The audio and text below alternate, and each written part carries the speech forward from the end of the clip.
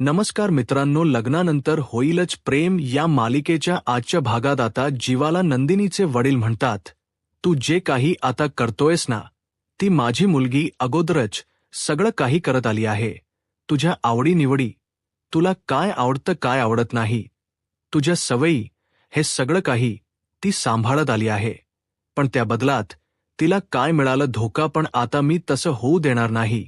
मी तिच्या आयुष्यात आता कोणताही धोका येऊ देणार नाही. आतापर्यंत ती तुझ्या मागे पुढे करत होती, परंतु तिला काय मिळालं? फसवणूकच मिळाली. पण आता मी तसं होऊ देणार नाही. मी तिची कुठल्याही प्रकारची फसवणूक होऊ देणार नाही आणि तिला कोणाला फसूही देणार नाहीये, असं म्हणत नंदिनीचे वडील आता जीवाकडे रागाने पाहतात आणि योगामेट उचलून ते आतमध्ये निघून जात असतात. जीवा म्हणतो, ऐका ना प्लीज, माझं ऐकून तरी घ्या. परंतु नंदिनीचे वडील काही ऐकून न घेता तिथून निघून जातात. जीवा म्हणतो, अरे यार, आता मी काय करू? ओम लावायलाही शिकावं लागेल. तर त्याचवेळी त्या ठिकाणी गुड्डू येतो आणि म्हणतो, जीवा भैया, इतकं सोपं नाहीये ओम लावणं आणि बाबूजींना म्हणवणं, कारण तुम्ही कितीही प्रयत्न केलेत तरी सुद्धा तुम्हाला बाबूजींना म्हणवणं तेवढं सोपं नाहीये. तर जीवा आता गुड्डूला म्हणतो, सोप तर नसेल, परंतु तारे वारे, नशिबाचे फेरे सगळं काही आपल्या बाजूने वळवेल हा जीवा. असं म्हणत जीवा आपला ओव्हर कॉन्फिडन्स मनात ठेवून असतो. तर जीवा पुढे गुड्डूला म्हणतो, त्याआधी माझ्या या चकाचक बाईला एकदम चकाचक करतो. तर गुड्डू म्हणतो, जीवा भैया, तुम्ही हिला चकाचक करणार आहात की स्वतः सुद्धा आंघोळ करणार आहात? जीवा म्हणतो, त्याची काही गरज वाटते का? तर गुड्डू म्हणतो, गरज तर वाटते. तर आता जीवा म्हणतो, हो ना, माझी आई नेहमी म्हणते माणसाने काम करत राहावं, परंतु काम करण्या अगोदर सुरुवात स्वतःपासून करावी. बरोबर बोलतोयस, आंघोळ तर करायलाच हवी. असं म्हणत जीवा आता गुड्डूला म्हणतो, माझी एक ऑनलाईन मीटिंग सुद्धा आहे, चल, तू नुसता टाइमपास करतोयस. गुड्डू म्हणतो, मी टाइमपास करतोय. आता जीवा गाडीकडे येतो आणि रिक्षातील आपले कपडे आता गुड्डूकडे देत म्हणतो, गुड्डू, एक काम करशील का? यांना इस्त्री करून घेऊन ये. तर गुड्डू म्हणतो, हे काय, पॅन्टर कुठे नाहीच माहीत आहे. तर आता जीवा म्हणतो, अरे पॅन्टची काय गरज आहे? माझी ऑनलाईन मीटिंग आहे, मग मी खाली काय घातले हे कोणी बघणार आहे का? तुझ्या आणि याला इस्त्री करून घेऊन ये. तर गुड्डू म्हणतो, तुमच्यासारखे लोक ना कोरोनापासून सगळ्यांना उल्लू बनवायला लागले आहेत. असं म्हणत गुड्डू तिथून निघून जातो. जीवा म्हणतो, काय उल्लू बनवतोय आम्ही? आता मात्र जीवाला काहीच कळत नाही. तर दुसरीकडे पाहायला मिळतं, नंदिनी देवपूजा करत असते. तर नंदिनी आई नंदिनीला पाहते आणि विचारते, नंदिनी, काय मागितलंस का देवाकडे? तर नंदिनी म्हणते, काही नाही, सगळ्यांना सुख मिळू देत, सगळ्यांच्या आयुष्यात सुख येऊ देत, एवढंच मागितलं आहे, बाकी काहीच नाही. तर आता नंदिनीची आई नंदिनीला म्हणते, तुझ्या सुखाचं काय ते तर मागितलं नसशीलच ना कधीच? तू देवाकडे प्रार्थना करत नाहीस स्वतःच्या सुखासाठी, स्वतःच्या आनंदासाठी. नंदिनी, अगं नेहमीच तू दुसऱ्यांसाठी प्रार्थना करतेस, नेहमीच तू दुसऱ्यांसाठी झटतेस, पण कधीतरी स्वतःसाठी सुद्धा देवाकडे काहीतरी मागत जा. कशी आहेस क नंदिनी? तू दुसऱ्यांच्या आयुष्यातला अंधार दूर होण्यासाठी तू स्वतः दिवा होऊन त्यांच्या समोर उभी राहशील, परंतु आता तूच अंधाराला आणि एकटेपणाला स्वतः जवळ घेत आहेस. तर नंदिनी म्हणते, असं काही नाही आई. असं म्हणत नंदिनी आपल्या आईच्या बाजूला येऊन बसते आणि म्हणते, आई, अग तू मला लाडू बनवायला शिकवणार आहेस की नाही? तर शारदाताई म्हणतात, राहू देत. तर त्यानंतर शारदाताई नंदिनीला म्हणतात, नंदिनी, माफ करा बाळा, मी मगाशी तुला खूप काही बोलले. नंदिनी म्हणते, आई, अगं प्लीज माफी वगैरे मागू नकोस. मला माहीत आहे तू जे काही बोलत होतीस ते माझ्या काळजीपोटीच बोलत होतीस. तुला माझी काळजी आहे म्हणून सगळं काही बोलत होतीस ना, त्यामुळे मला काहीच वाटलं नाही. तू नको एवढा विचार करूस. तर शारदा ताई म्हणतात, हो, पण अगं नंदिनी, तू विसरलीस का? अगं परवावर संक्रांत आली सुद्धा मी, तू, काव्या, आपण किती छान तयारी करायचो ना संक्रांतीची आता नकळतच नंदिनीला तिच्या देशमुख कुटुंबाची आठवण येते. नंदिनी म्हणू लागते, आमच्या घरी सुद्धा छान होत असेल संक्रांत. तर आता शारदाताई म्हणतात, आमच्या घरी नंदिनी मात्र शांतच होते. तर शारदाताई म्हणतात, मला आपल्या बायकांचं एकमात्र आवडतं एखादी गोष्ट किंवा एखादं घर आपण आपलं मानलं ना, की आयुष्यभरात कितीही काही झालं तरी आपल्या गोष्टीला आणि आपल्या वस्तूंना मात्र आपण कधीच विसरत नाही. बघ ना, आता तू सुद्धा देशमुखांकडून मोहित्यांच्या घरी आलीयस, परंतु इथे आलीस तरी सुद्धा पक्की देशमुख वाटत आहेस असं वाटतंच नाहीयेस की तू मोहित्यांची लेक आहेस. तुझ्याकडे बघितलं की तू देशमुखांची सून आहेस असाच भास होतो. असं म्हणत आता शारदाताई प्रेमाची तिच्या घराची जाणीव करून देत असते. तर आता नंदिनी मात्र हे सगळं काही शांतपणे ऐकत असते. तर नंदिनी म्हणू लागते, खरंच आई, मी खूप मिस करते त्या घराला. तर शारदाताई म्हणतात, तुमच्या घरी सुद्धा आता संक्रांतीची तयारी सुरू झालीच असेल ना. तर नंदिनी म्हणते, हो ना आई, एव्हा ना. तर आईने तिळाचे लाडू बनवायलाही घेतले असतील आणि आपली काव्या हट्टाने त्यांना मदत करायला जाणार आणि पहिला लाडू वळल्यानंतर तिचा हट्ट असणार की तो लाडू तिला प्रार्थनाच द्यायचा असेल, प्रार्थना भरवायचा असेल. आई आणि काव्या छान गप्पा मारत असतील. आता खरंच खूप आनंदाचं वातावरण असेल. तर आता शारदाई म्हणतात, आणि त्यांच्या गप्पांमध्ये तू असणारच हो ना. तर नंदिनी म्हणते, हो आई, मी असेनच त्यांच्या गप्पांमध्ये. पण तुला सांगू का आई, जर आज खरी जीवा असते ना, तर मग त्यांनी हे लाडू सुद्धा स्वतःच बनवले असते. तर शारदाताई म्हणतात, काग. तर आता नंदिनी म्हणू लागते, अग आई, तुला माहीत नसेल, परंतु हे दिवाळीचे किंवा इतर सणांचे फराळाचे पदार्थ असतात ना, ते जीवांना बनवायला फार आवडतात. ते कोणालाही किचनमध्ये शिरूही देत नाही, कारण ही गोष्ट ते त्यांच्या आजीकडून शिकलेत. त्यामुळे ते उत्तम फराळाचे पदार्थ बनवतात आणि हे लाडू सुद्धा ते उत्तमच बनवत असतील, याची मला पूर्ण खात्री आहे. असं म्हणत नंदिनी अगदी तोंड भरून जीवाचं कौतुक करत असते. तर शारदाताई नंदिनीकडे पाहतात आणि म्हणतात, नंदिनी, अगं तुझ्या मनात तर आता जीवांच्या आठवणींच घर आहे. त्यांच्या आठवणी तुझ्या मनात अगदी खर करून आहेत. तर नंदिनी म्हणते, या आठवणी हळूहळू पुसून टाकायला हव्यात. तर शारदाताई म्हणतात, कोणत्या कोणत्या आठवणी पुसून टाकणार आहेस? नंदिनी, आम्ही फक्त त्या घरात तुझं नातं सोडून दिलं आहे, परंतु नंदिनी, तुझी मात्र त्या घराशी नाळ जोडली गेली आहे. तुझ्या वागण्यातून बोलण्यातून प्रत्येक वेळी इथे जाणवते. तुला तर माहीत नसेल, परंतु मी सांगते, आज त्या घरात तुझी आणि नेऊ सगळ्यांनाच भासत असणार आहे. माननी ताई तुझी आठवण काढत असणार आहेत. आज नाही तर प्रत्येक दिवसाला त्यांना तुझी आठवण येत असेल आणि परवा तर ती आठवण जास्त येणार आहे, कारण त्यांच्या दोन्ही सुनांची पहिली संक्रांत असणार आहे आणि या संक्रांतीला त्यांची एक सून खरी नाही याचा त्यांना वाईटही वाटत असणार आहे. आता नंदिनी मात्र तोच विचार करत असते. तर शारदाताई नंदिनीला म्हणतात, नंदिनी, मी कायम म्हणते, अगं आता जीवाला माफ कर ना. जे काही घडलंय ते सगळं काही विसरून जा. नव्याने तुझ्या संसाराची सुरुवात कर. संक्रांतीपासून तुम्ही तुमच्या नवीन आयुष्याला सुरुवात करा ना. नंदिनी, अगं तू आता तरी या नात्याचा स्वीकार कर. परंतु नंदिनी आता विषय बदलते आणि म्हणू लागते, आई, मी लगेच स्वयंपाक करायला घेऊ का? म्हणजे बघ ना, बाबा योगा करून आल्यानंतर त्यांना खूप भूक लागते. मी आलेच असं म्हणत नंदिनी आता शारदाताईंचा प्रश्न टाळत आता जेवण बनवण्यासाठी तिथून निघून जाते. शारदाताईंना खूप वाईट वाटत असतं. आपल्या दोन्ही मुलांचा संसार सुरळीत व्हावा असंच त्यांना वाटत असतं, परंतु नंदिनी मात्र हे नात मान्य करायला आणि जीवाला माफ करायलाही तयार नसते. तर दुसरीकडे जीवाला आंघोळ करायला जागाही नसते. जीवा गार्डनमध्येच बसून आंघोळ करत असतो. गार्डनमध्ये असणाऱ्या पाण्याच्या पाईपनेस तो थंडगार पाण्याची आंघोळ करत असतो. आता जीवा आंघोळीला सुरुवात करतो. पूर्ण अंगाला फेस तयार करतो, साबण लावतो आणि त्यानंतर पाहतो तर पायपाच पाणीच गेलेलं असतं. जीवाला काय करावं काहीच कळत नाही.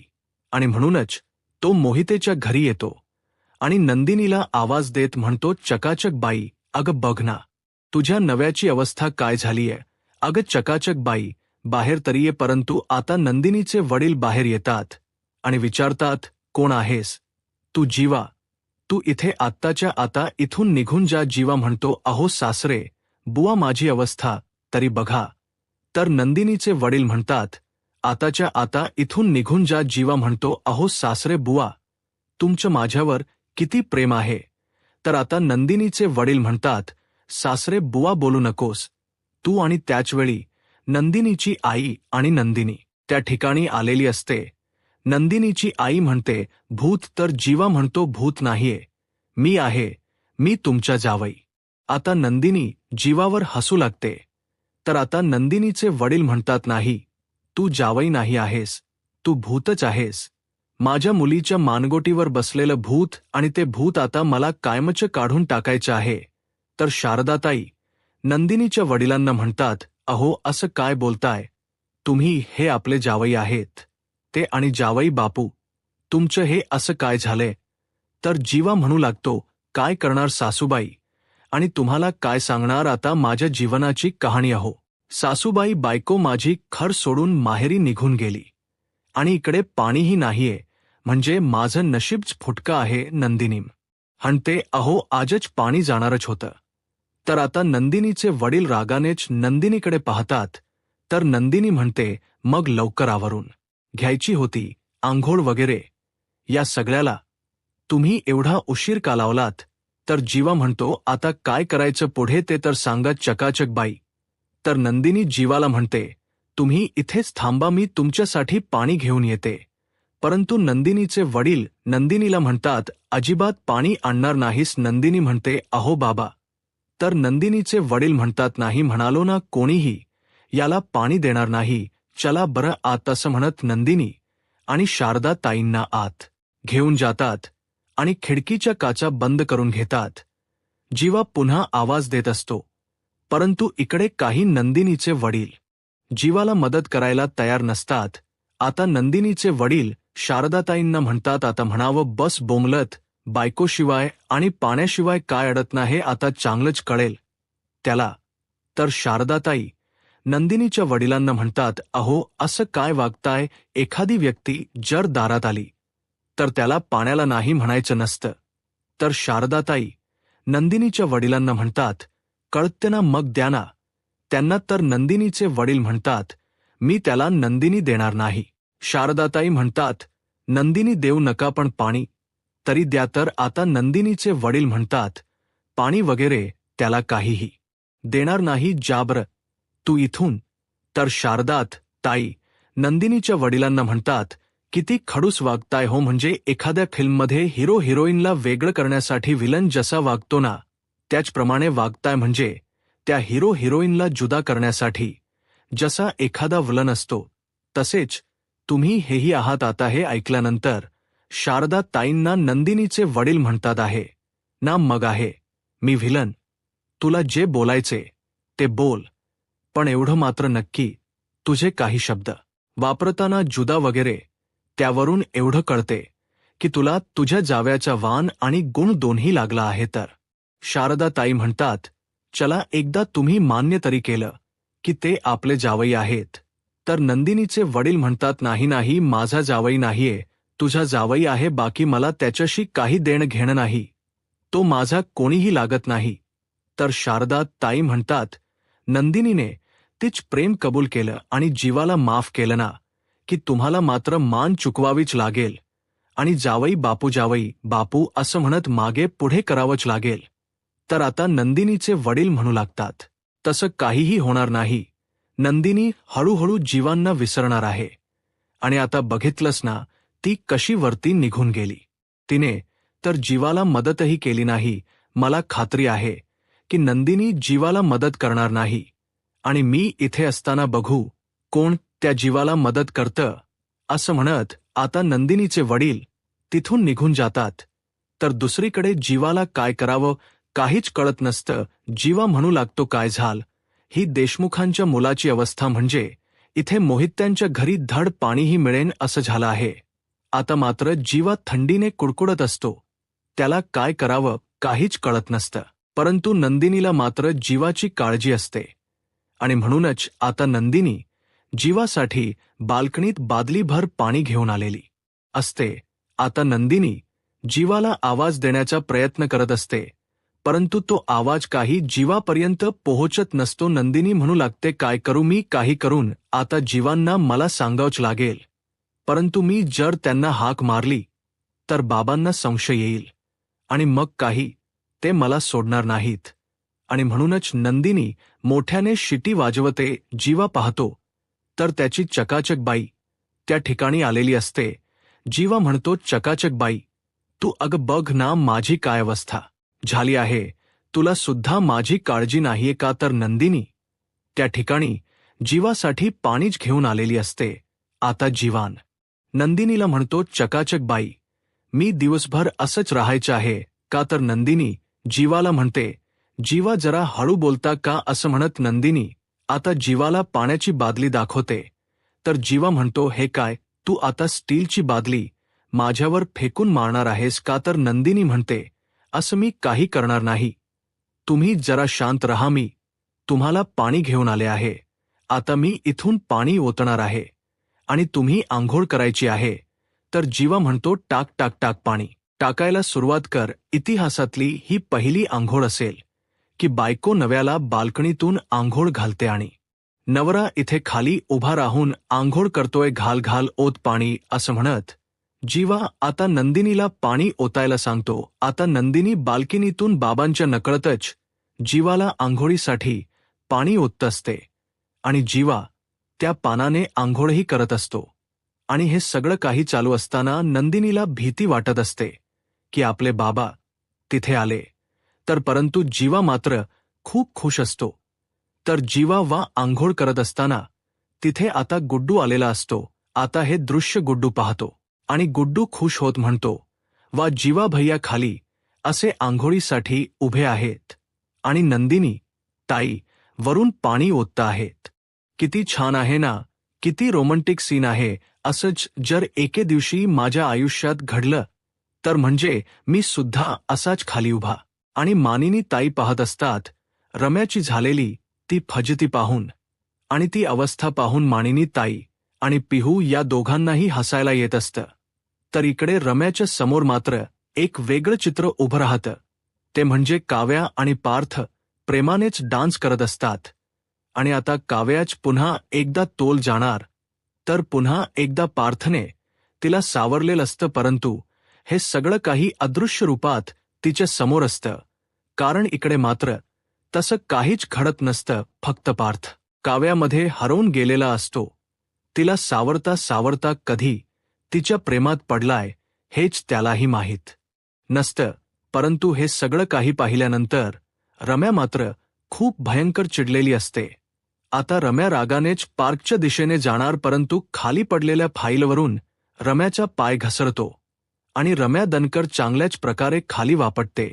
आता रम्या खाली पडलेली पाहून इकडे मात्र पिहू तिच्यावर हसू लागते आणि पिहूची मैत्रीणही हसू लागते.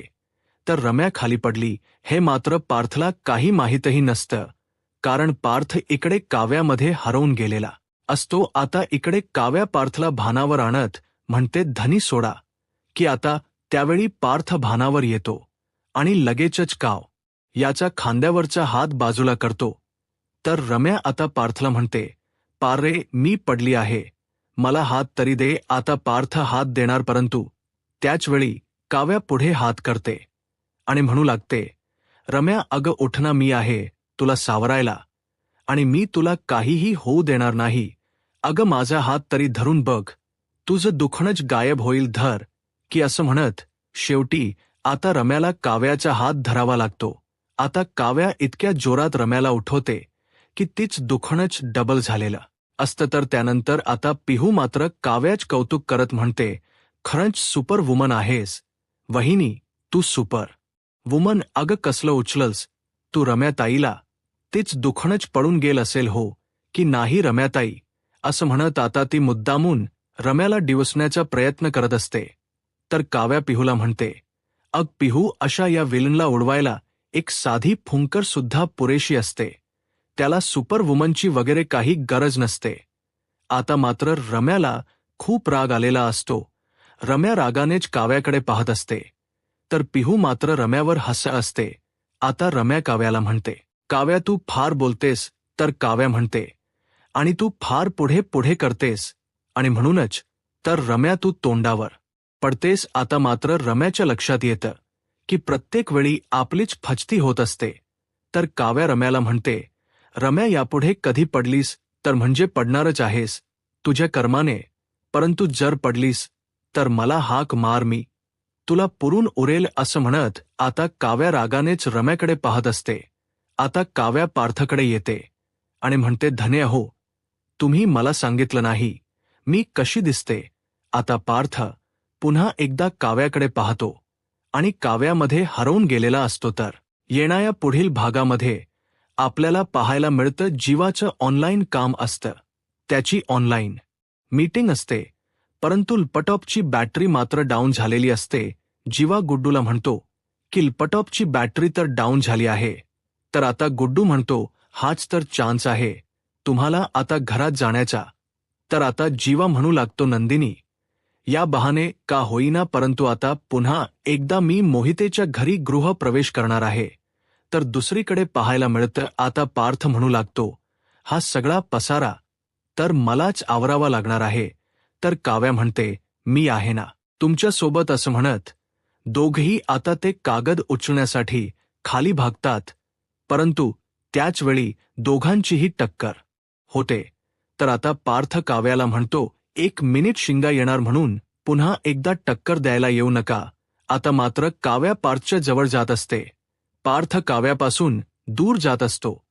तर काव्या म्हणू लागते, देशमुख, जितक तुम्ही दूर जाल तितकी मी जवळ येणार आहे. तर आता पार्थ म्हणतो, म्हणजे, परंतु आता काव्या पार्थला काही कळण्याअगोदरच त्याला पुन्हा एकदा टक्कर देते आणि दोघंही एकमेकांकडे पाहू लागतात. हळूहळू का होई ना, परंतु काव्याने पारची विकेट काढलेली असते. आता पार्थही काव्याला स्वीकारेल का? तर दुसरीकडे आता येणारी संक्रांत जीवा आणि नंदिनीच्या आयुष्यात नक्की कोणच सुख घेऊन येणार आहेत. आता पुढे काय होईल हे पाहायला आत्ताच माझा महाराष्ट्र या यूट्यूब चॅनलला सबस्क्राईब करा. धन्यवाद.